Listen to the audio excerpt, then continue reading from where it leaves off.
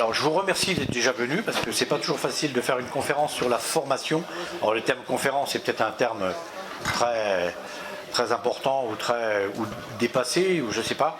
En tout cas merci d'être venu. Je vais juste vous montrer quelque chose que je présente pour la 5e fois au travers de Radio Club, au travers de salons, pour essayer de percevoir comment les gens accueillent ce genre d'outils pour pouvoir passer la licence. Voilà.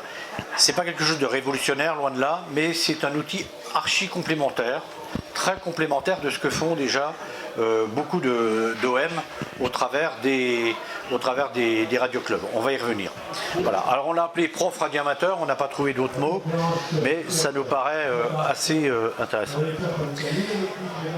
La jeunesse de cette réalisation, c'est quand même quelque chose, je m'appuie sur une expérience personnelle de très longue date. C'est pas sorti du chapeau comme ça, c'est quand même de très longue date, avec la rencontre de futurs candidats, de nombreux SWL, à travers des interviews, des réunions, les salons, les concours radio, les fêtes de la science, dans les écoles, les collèges, etc. Parce que j'ai le privilège, entre guillemets, de pouvoir aller dans les écoles, dans les collèges. Donc cette jeunesse, c'est parti de ça. C'est parti du constat de mon expérience personnelle et de l'expérience bien évidemment de mon département. Donc on est parti de ce qui existait, de l'existant et de se dire qu'est-ce qu'on pourrait faire pour faire de la formation. La synthèse est très simple. La question qui revient, et il y a 2 questions qui reviennent systématiques. Vous contactez un SWL au travers d'un radioclub, contactez au travers d'une école, au travers d'un salon, vous trouvez quelqu'un, il pose toujours 2 questions. Si je synthétise, 2 questions, elles sont excessivement simples les questions. Comment fait-on, ça paraît bête, mais comment fait-on pour passer la licence radioamateur? C'est pas simple, Et quel support y existe-t-il pour passer une licence radioamateur? La 2e question est aussi compliquée que la première, parce que c'est pas simple, c'est pas aussi simple que ça. On n'a pas d'école, tout au moins, pour apprendre. En fait, il faut partir de l'existant. Il ne faut jamais oublier son histoire. Il ne faut jamais oublier de ce qu'il existe. C'est très important de s'appuyer sur l'existant. Parce que l'existant, c'est la base de notre système. Si on veut casser l'existant, on n'y arrive pas. Donc il y a toujours un excellent travail. Et moi je le répète, dans les radioclubs, soit par des cours en présentiel, ça existe, il ne faut surtout pas le supprimer. Il existe sur des sites web qui font des choses, on va prendre l'examen 1, on va prendre plein de radioclubs, et ce sont des gens qui font du travail extraordinaire. Ça ne va pas venir à l'encontre de mes amis, parce qu'en fait je les ai contactés, je n'ai pas fait tout seul dans mon coin, on a pris contact, on a échangé, on a dit c'est bien, parce que c'est un complément, et c'est pas la pression de dire poussez-vous de là, je vais m'y mettre, c'est pas du tout le but. Le but c'est d'arriver avec un complément. Et beaucoup d'OM qui s'investissent individuellement, Je veux dire, il y a des OM qui forment des radioamateurs tout seuls dans leur coin, et je les en félicite, avec leurs moyens, avec leurs capacités, avec leurs outils, avec tout ce qu'ils ont. Bien sûr, il existe bien évidemment des ouvrages, des bouquins là-dessus, mais c'est pas toujours très simple d'apprendre avec un livre tout seul, sans un prof, etc. Et puis, il y a une partie aujourd'hui, si je fais le constat, la partie réglementation qui est quand même un peu oubliée. La partie réglementation, c'est pas très riche aujourd'hui, et elle est, je dirais, peu documentée. En fait, ce que j'appelle ça, c'est un complément. On dit bien que c'est un complément de formation.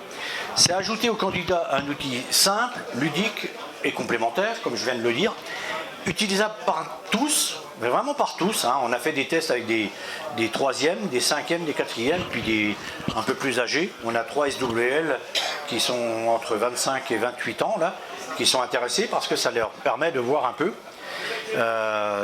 quel est le moyen, par quoi on peut utiliser. Donc il y a 2 chapitres qui sont développés, effectivement, la partie réglementation et la partie technique. L'avantage aussi de cet outil, c'est qu'il est parfaitement modifiable en fonction de l'évolution de l'outil, administratif. Si les règles viennent à changer, si la NFR n'est plus notre patron, puis demain ça devient l'ORTF, effectivement, on pourra toujours le changer. D'accord ? C'est pas un problème. Je suis parti de ce constat-là. La méthode retenue. Je suis parti là-dessus. Après, ça ne fait pas toujours des adeptes, mais je dirais que c'est la méthode que j'ai retenue. Ne jamais apprendre avec un QCM. QCM, c'est un questionnaire à choix multiples. Je n'ai pas dit qu'il ne fallait pas s'en servir, mais il ne faut jamais apprendre avec un QCM. Il y a une petite blague qui dit « Ouais, bah oui, ça fait longtemps que je n'ai pas choisi le C, pourquoi je ne choisirais pas le C ?» C'est assez classique dans les questions. Ne jamais apprendre avec un QCM. Pour moi, c'est utopique. Le QCM peut s'utiliser le premier jour, à la première rencontre, histoire de voir le niveau du candidat. Et surtout, ce qui est intéressant, c'est quelques temps plus tard pour voir le niveau qu'il a acquis. Mais en aucun cas, le niveau qu'il doit apprendre. Ça, pour moi, c'est fondamental. C'est ma vision, bien évidemment. Il y a des gens qui ont le droit d'avoir un avis différent. Un QCM, comme je viens de le dire, c'est un moyen de contrôle de son niveau qui ne doit être utilisé qu'après ou au début de l'apprentissage. Quel que soit le principe, quand vous avez appris le code de la route, si un jour vous l'avez appris, vous avez d'abord appris les panneaux, puis ensuite vous aviez des cours à laquelle vous répondiez, alors peut-être vous à des diapositives, du Minitel, je ne sais pas à quelle époque vous avez passé votre permis de conduire, mais c'était ça. Et surtout, c'est quand vous étiez à l'école. À l'école, on ne vous a jamais demandé, on vous a dit 2 x 4 ça fait 8. Moi je me souviens, 2 x 4 ça fait 8. On ne m'a jamais demandé, ma maîtresse, mon maître et autres, m'a jamais dit tu choisis entre 8, 9, 12 ou 15. La méthode dont on t'apprend c'est 2 x 4 ça fait 8. Et seulement plus tard, quand j'avais l'interrogation écrite dans laquelle on serrait tous un peu les fesses et on avait la trouille, j'avais un QCM à ce moment-là. Mais je n'ai pas appris, et vous n'avez pas appris avec un QCM, c'est pas vrai. Vous avez appris avec des règles, avec un résultat juste. Ça va? Vous êtes endormi ou je vous passionne? C'est les deux? Les deux, on va dire les deux. Bon, c'est bon. Alors, cet outil ne donne que les bonnes réponses. Parce que c'est un outil d'apprentissage. Ce n'est pas un outil de contrôle. Ce n'est pas un outil qui va vous permettre de mesurer l'évaluation d'un candidat. Ce n'est pas ça. Le but, c'est d'apprendre. Le but, c'est d'apprendre une leçon. Le but, c'est d'apprendre une réglementation. C'est ça qu'on recherche. Et c'est ça la difficulté souvent que l'on a. Alors, c'est le principe utilisé par les étudiants. J'ai rien inventé, j'ai repris ce que là. Un étudiant, qu'est-ce qu'il fait quand il doit réviser, quand il doit apprendre? Il fait des fiches. Il n'apprend pas son bouquin de droit par cœur. Il va apprendre les règles de droit qui va le concerner. Donc il a inscrit où sont des fiches qui vont être synthétiques, parfaitement synthétiques, de façon à pouvoir retenir l'essentiel. Rappelez-vous, on passe un examen, on passe un concours. Quand on devient radioamateur, c'est comme quand on passe son permis de conduire. On a le droit de rouler, mais on ne sait pas conduire. Parce qu'on a fait 500 km, 600 km, on ne sait pas conduire. Mais on a le droit de le faire.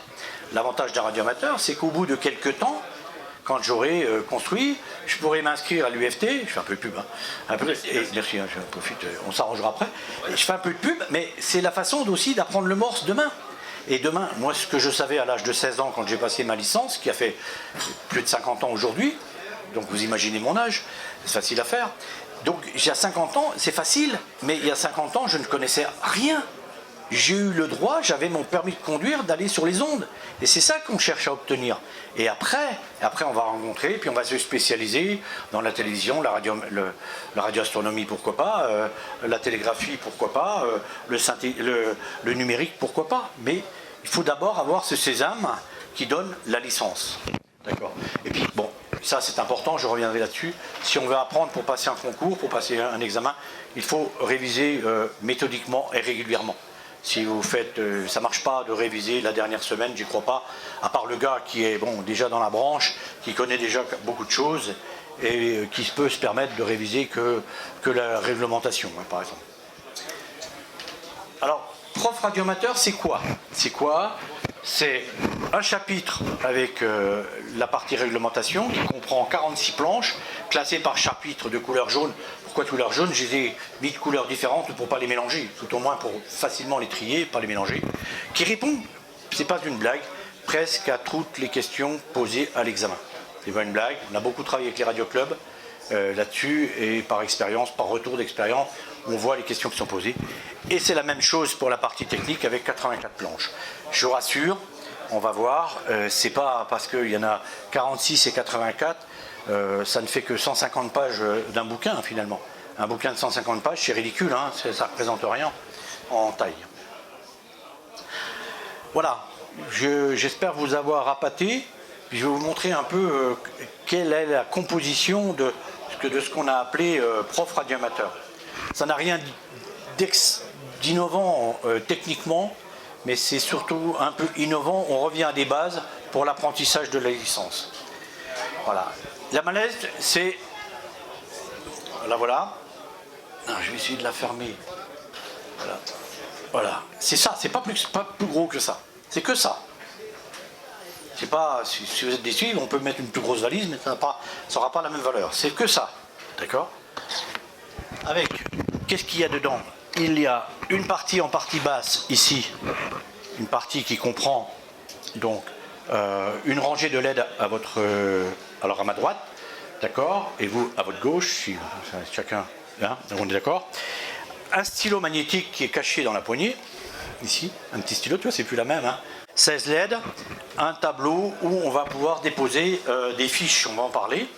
Dans le couvercle, c'est ça l'avantage par rapport à l'autre, c'est qu'on trouve maintenant les dominos. C'est beaucoup plus pratique, et ça évite d'avoir deux...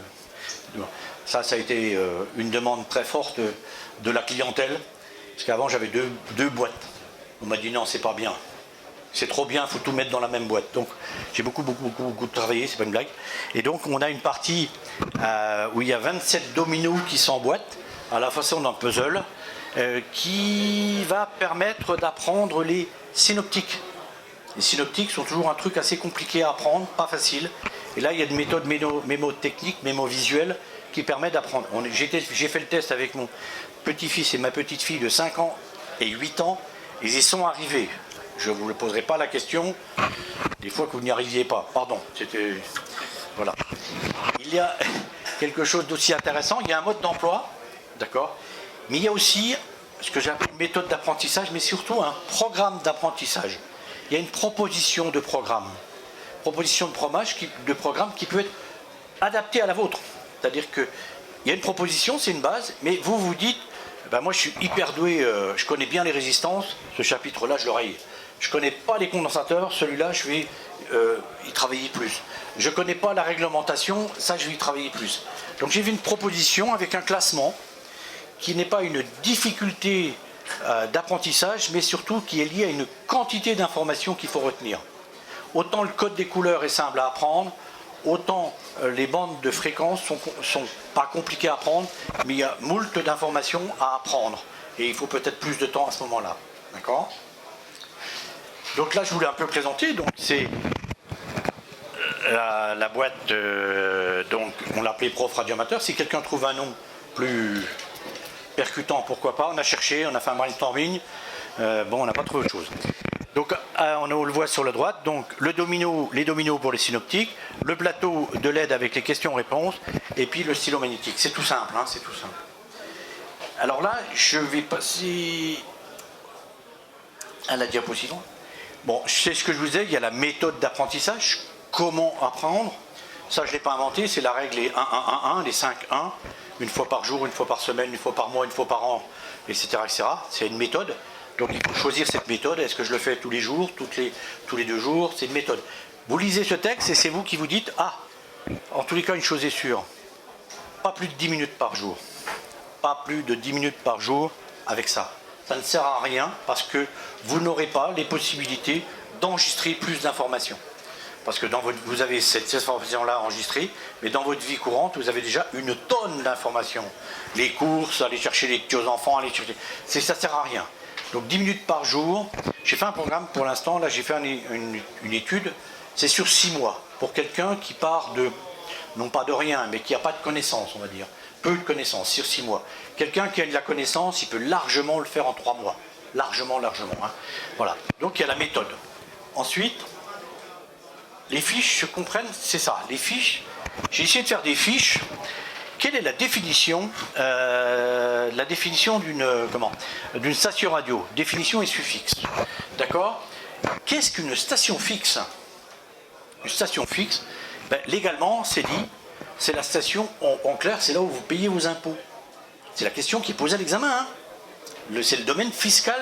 Cherchez pas autre chose. Il y a plein d'autres questions dans le QCM qui vous dira, c'est l'adresse de la grand-mère, il y a toutes des questions des fois farfelues. Mais en fait, il suffit de savoir que c'est le foyer fiscal et c'est bon. C'est celui pour lequel vous avez déclaré à l'ANFR l'adresse. Il suffit de savoir ça. Et vous avez répondu à toutes les questions qui sont quelquefois un peu tordues, on va dire, ou un peu à contresens de l'administration, qui dit est-ce que vous êtes sûr? Qu'est-ce qu'on appelle une station mobile? Regardez bien, j'ai dessiné une voiture, un piéton et une péniche. Parce qu'un piéton, c'est pas pédestre, c'est mobile. Parce qu'une station mobile, c'est quelque chose qui fonctionne pendant le déplacement. Et je peux vous assurer que les questions posées à l'examen, quelquefois, c'est assez farfelu. Donc une station mobile, c'est bien. Ce qui m'a pris le plus de temps, c'est d'essayer de contrecarrer les contresens des questions de l'examen. Ça a été très complexe. Donc on voit qu'une voiture, une péniche ou un piéton, c'est une station mobile. Après, on a une station portable.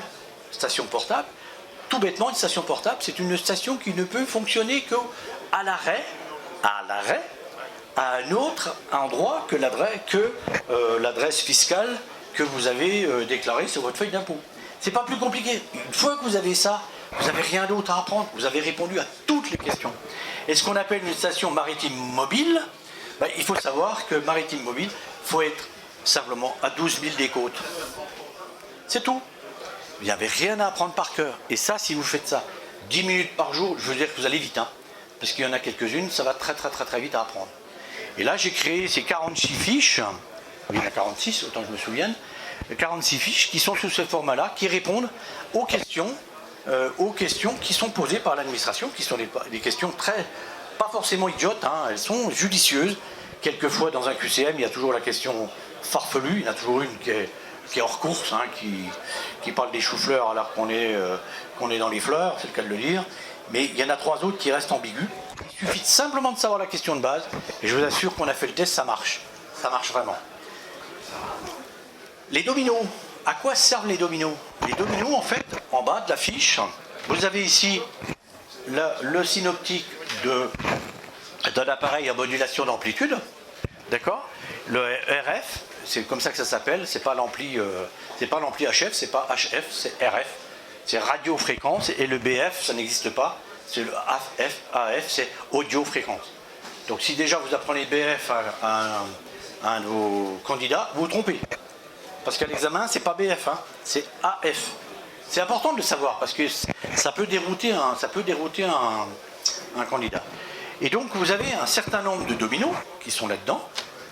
Et ces dominos vous permettent de reconstituer comme un puzzle, et vous apprenez, et vous reconstituez le tableau du bas, vous le reconstituez en haut, et le lendemain ou le surlendemain, vous cachez le bas, et à vous de reconstituer le synoptique. Et je vous assure que vous apprenez très vite là. Vous apprenez très vite.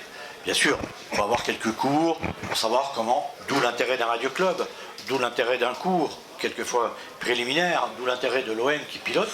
Mais là, quelque part, il peut apprendre tout seul ensuite. Il peut repartir chez lui. J'ai suivi le cours à Iseramat. Oui, ok, c'est bon. Le gars, la semaine prochaine, je ne peux pas y être. C'est pas grave, je prends ma petite valise et puis je peux faire tout seul dans mon coin. Ou alors, le prof ou le formateur d'Iseramat, il se dit « Ah, mais ça peut être ma base de travail. Et puis c'est avec ça que je peux travailler. Et je peux dire, tiens, l'examen c'est ça, je l'ai fait travailler là-dessus, et pourquoi pas dupliquer ces valises, ou les prêter, on va voir, ou les prêter à des OM pour qu'ils puissent s'entraîner eux-mêmes. Une fois qu'il a fini, les rendre au Radio Club, qu'il les passera au suivant, par exemple. Voilà, les dominos sont présentés de cette façon-là. Et je vous assure, quand on fait ça avec des moyens mémotechniques visuels, ça va vite. Ça va vite. D'autant plus qu'ils sont repérables. Vous pouvez remarquer qu'ils ont des petits traits sur les gauches, à droite, à gauche. Si vous les appairez mal, on voit bien qu'il n'y a pas continuité dans le circuit, dans le dessin. Sur la partie technique, donc, je prends l'exemple du condensateur de la résistance, oui. Donc, on explique que R1 plus R2, c'est de la série, parallèle, on donne la formule. La planche suivante donne un exercice en disant maintenant vous avez R1, R2, valeur temps, et quelle serait la valeur. Donc à la limite, vous dites ok, j'ai vu la valeur. Le jour suivant, vous prenez une fiche. Excusez-moi, elle n'est pas là. Ah oui, ils sont derrière moi. Vous prenez une fiche. Tout bêtement, vous cachez le résultat. Et vous vous dites, ok, vous allez voir comment. Hein. On sert du petit stylo magnétique. Le petit stylo magnétique, quand on va venir dessus, quand on va venir cliquer ici, sur cette partie-là, la LED en face la réponse, en face, la bonne réponse, vous n'avez pas le choix. On vous dit 2 x 4 égale 8. Rappelez-vous ça. Hein. 2 x 4 égale 8. Tac, vous faites ça, ça vous donne la réponse. Ok, j'ai compris. Le lendemain, vous masquez, vous mettez le stylo sur la petite pastille et vous dites, est-ce que j'ai compris? Paf! Ah oui, c'est bien ça. Ok, j'ai compris, ça marche. Et je peux passer comme ça, de jour en jour, de semaine en semaine, un apprentissage de la licence. Je propose également, c'est proposé là-dedans, un planning d'apprentissage. Exemple, les fiches, elles sont classées par chapitre, A, B, C, D et 1, 2, 3, 4. Si c'est de l'administratif ou du technique, 1, 2, 3, 4, elles sont classées. Et elles sont afin de pouvoir établir un planning de formation. Et en fonction, le temps d'apprentissage n'est pas lié forcément à la complexité, c'est surtout à la quantité d'informations à enregistrer. Exemple, les bandes de fréquence, quelle est la bande de 3,5 qui va jusqu'à 3,8, de 7 à 200, c'est une quantité d'informations, c'est pas complexe. Donc là, il faut plus de temps. Ça a été classifié. Et je propose, mais c'est qu'une proposition, d'un planning. Exemple, là j'ai mis tous les chapitres qui sont concernés par 85-90% à l'examen, les résistances, les condensateurs, les CF, les diodes, les transfos, les machins, les trucs. Et puis j'ai une proposition, bien évidemment. La première semaine, je propose d'apprendre les résistances. La deuxième semaine, je propose d'apprendre les condensateurs. Et la troisième semaine, je propose de réviser à nouveau les résistances, etc., etc. Ça veut dire que ça donne un vrai planning, et c'est ce qui a beaucoup plu, nous, dans le radio club de Pontarlier et de Besançon. Ah ouais, pour une fois, je sais comment apprendre. J'ai compris. Et effectivement, j'ai compris, j'apprends les condensateurs, c'est bien, boum, boum, boum, mais après, je peux réviser. Et puis, à la semaine 13, c'est un exemple, à la semaine 13, ben, je me fais le contrôle de tout ce que j'ai appris, condensateur, résistance, self, diode. Et là, je peux mesurer mon efficacité et ma quantité d'informations que j'ai enregistrées et appris. C'est excessivement simple. Et puis après, ben, on apprend d'autres choses, hein, les antennes, la réception, les classes d'amplification, le courant alternatif. Ça, c'est pas fait d'une façon aléatoire. C'est vraiment fait avec la base des questions qui sont posées à l'examen. Il en est de même pour la partie administrative, qui comprend les organismes, les modalités de l'examen, le journal de bord, les clubs, les relais, le juridique, les gains en puissance, le déroulement d'un contact, le déplacement étranger, l'amateur satellite, hein, tous les chapitres qui sont demandés en fait à l'examen. Il y en a sûrement une ou deux qui sont passés à côté, mais comme on a droit, on n'est plus pénalisé aujourd'hui en plus par le -1 si la question c'était fausse et qu'on a besoin que de 10 sur 20, je peux vous assurer que si vous savez déjà tout ça, vous êtes un très bon radioamateur déjà bien expérimenté. Hein. Parce qu'il y en a plein que je ne suis pas sûr qu'on se rappelle tout, exactement toutes les comment je dirais, la réglementation qui nous est en cours.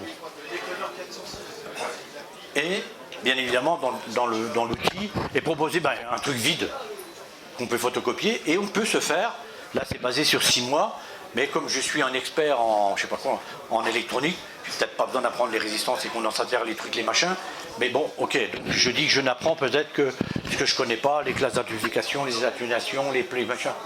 Je prends par exemple les atténuations, les gains. C'est pas besoin d'apprendre les logs c'est facile, ils apprennent le 6, le 3 dB, le 6 dB, le 10 dB, le 12 dB, le 20 dB.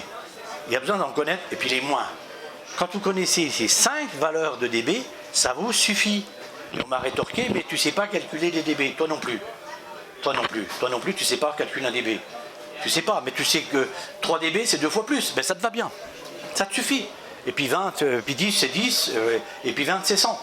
C'est ce que tu retiens, toi non plus tu ne sais pas calculer un dB, même 20 ans après. C'est pas grave, à l'examen on va te poser des questions simplement sur 2, 6, 10, 12, 10, 12 et 20, je crois qu'il y en a 5, mais c'est ça. Donc elles sont répertoriées. Donc à vous, ou à vous, à votre prof, à votre j'allais dire, oui, votre prof, appelons ça comme ça, votre animateur, d'établir avec vous un programme un exemple de programme d'apprentissage sur 3 mois, sur 6 mois, voire sur 1 an. Idem, pour la partie réglementation, c'est exactement la même chose. Ok ? On va faire un déploiement de radioamateurs. On va le faire, hein, de toute façon, non pas envers et contre tous, parce que globalement, je suis très très très content, parce que chaque fois qu'on a présenté, on a même eu à 100% plutôt une adhésion globale. Parce que c'est un outil qui permet de faire quelque chose de plus. C'est pas un outil révolutionnaire, mais c'est un outil qui permet d'aider les formateurs, d'aider les radioclubs, d'aider les OM tout seuls dans leur campagne, dans leur système. Donc, je vous le dis tout de suite, le prix de vente, ça sera 35 €. Je peux vous dire un truc, 35 €, la valise, le papier, le machin, les ILS, parce qu'il y a 16 ILS. Vous savez le prix d'un ILS, non? Non. Un ILS, c'est 80 centimes. Hein. Multiplié par 16, vous verrez combien ça fait déjà. Et puis, le prix de la valise. En fait, c'est quasiment du prix coûtant. Mais le but de fabriquer ça, c'est pas faire du business, c'est de faire un outil à mettre à disposition à des radioamateurs. Un exemple de gestion pour le Radio Club, ça m'a été proposé par Rondexpo, par Edexpo. Alors, serait de le prêter, évidemment, sous caution pour qu'il le rende, et qu'il puisse le rendre après en disant le Radio Club en achète 3, il a un Radio Club, il a un OM à former, 35 €, il ne les a peut-être pas, mais il lui dit qu'il met 50 € en caution. C'est pas de mon idée, c'est l'idée de Rondexpo. C'est là où l'intérêt de la discussion est très riche, c'est de pouvoir échanger. C'est un exemple. Hein. Elle sera disponible en septembre 2023, et ça je m'y tiens dans les délais. Hein. Je suis en train de faire tous les outils pour pouvoir fabriquer. C'est pas aussi simple que ça. Et là vous allez sourire, mais il y a un service après-vente. Et il y a ça, c'est sourire, le service après-vente. On n'a pas trop compris ce que ça voulait dire quand je présente le titre. Ben si, c'est une idée qui, afin de rendre ce coffret pérenne, j'allais dire, dans l'utilisation, quand il va être, et on l'espère, tous être beaucoup utilisé, il va se détériorer au niveau des éléments qui sont indiqués, passer à un étage intensif ou de perte, éventuellement. On peut perdre des feuilles, on peut perdre le stylo, on peut perdre des dominos. Eh bien, on va proposer, une fois qu'on aura fait l'acquisition de cette valise, on pourra proposer des jeux de fiches supplémentaires, parce que le gars, quand il va apprendre, lui, il va peut-être mettre, lui, des annotations sur les fiches. Mais c'est tant mieux. Et c'est bravo, parce que lui, il sera mordu, et c'est pas grave. On remettra à disposition pour un prix très modique le jeu de feuilles, peut-être pas feuille par feuille, parce que ça va être trop dur à gérer, puis c'est trop compliqué à imprimer. Mon imprimeur m'a dit oui, je veux bien t'imprimer le tout, mais feuille par feuille, non, sûrement pas. Il m'a dit des paquets de feuilles, ça me va bien.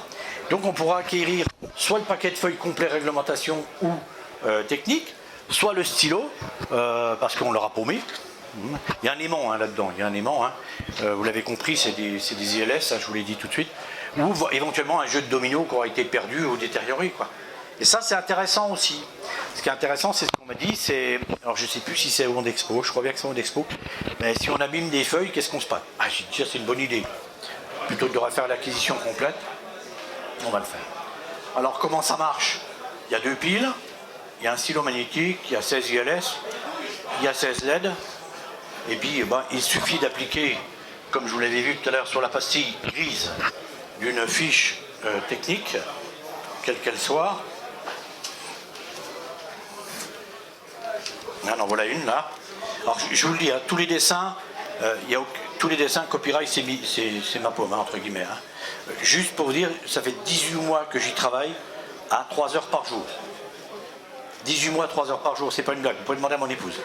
Voilà, d'accord. Et bon, tous les dessins, alors ça vous paraît simple, mais c'est très compliqué en fait, parce que vous le refaites 10 fois, 20 fois, puis quand vous les refaites avec 2 mois d'intervalle, vous n'avez plus le même graphisme en tête. Vous avez oublié. Et puis quand vous mettez les fiches l'une à côté de l'autre, c'est pas beau. Ça ressemble à plus rien. Ou alors vous avez inversé les questions et les réponses. Vous avez mis la réponse là, vous avez mis la question là.